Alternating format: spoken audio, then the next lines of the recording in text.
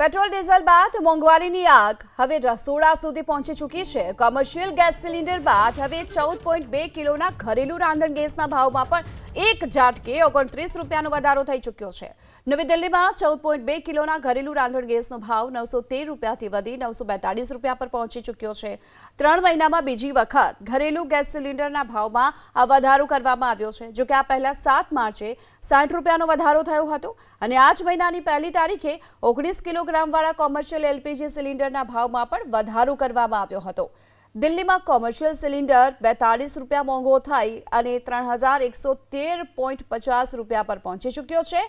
આ સાથે નાના વેપારીઓ અને સામાન્ય નાગરિકો દ્વારા વપરાતા 5 કિલોગ્રામના એફટીએલ સિલિન્ડરના ભાવમાં પણ 11 રૂપિયાનો વધારો કરાયો।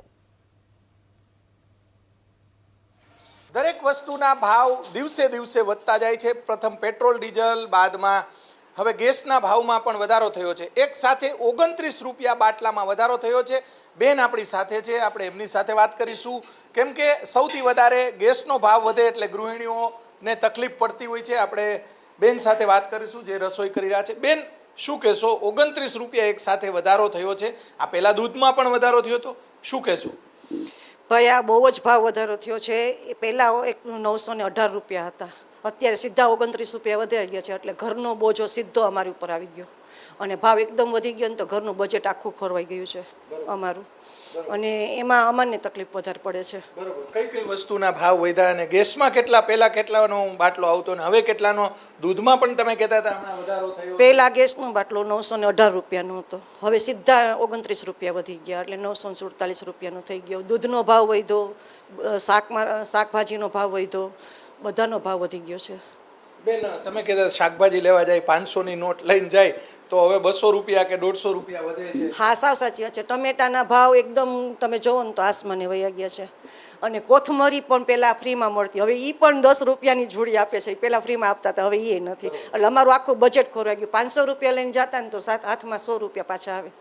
આવક કેટલી વધી છે બેન? ના, જરા પણ નથી વધી।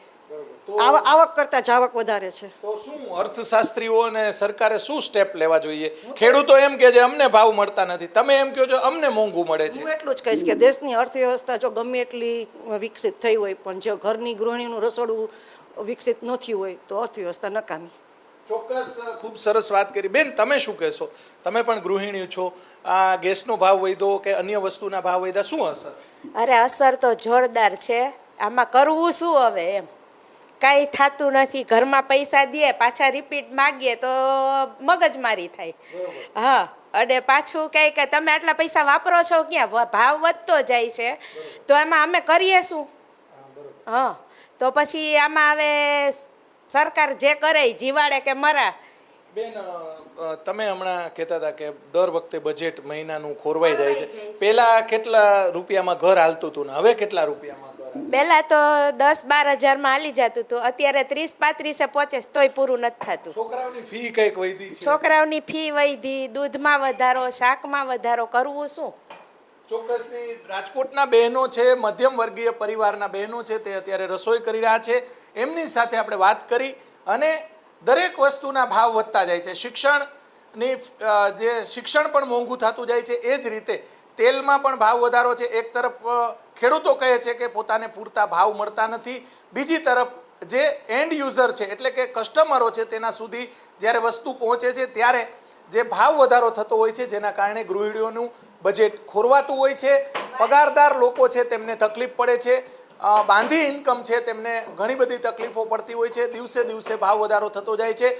દેશના અર્થશાસ્ત્રીઓ અને સરકાર દ્વારા એવા સ્ટેપ્સ લેવા જોઈએ કે મધ્યમ વર્ગીય લોકો શાંતિથી ખુશીથી જીવન જીવી શકે ને આ રીતે સતત અલગ અલગ વસ્તુઓનો ભાવ વધારો ન થાય। કેમેરામેન શુભાશિયાની સાથે પરાક્રમસિંહ જાડેજા, એબીપી અસ્મિતા, રાજકોટ।